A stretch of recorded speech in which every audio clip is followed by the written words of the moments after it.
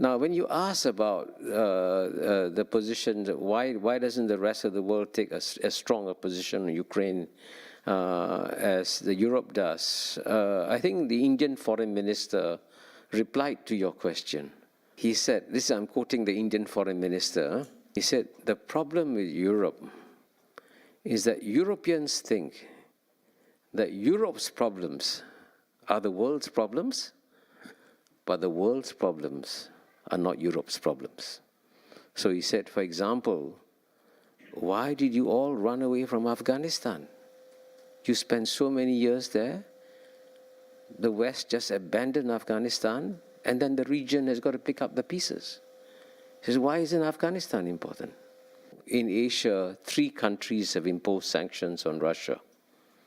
Japan, South Korea, and Singapore, 3 countries. But the rest of Asians, no sanctions on Russia. Among Africans, no African has imposed sanctions on Russia. Among South Americans, no country in South America has imposed sanctions on Russia. So they have their own needs and concerns and interests. Because Europe, at the end of the day, makes up 5% of the world's population. There are 95% out there. The remaining 95% have their own concerns and interests. India's main priority now is to focus on growth and development to eliminate poverty in India. India went from buying 1% of Russian oil to buying 20% of Russian oil because they had to keep their economy growing.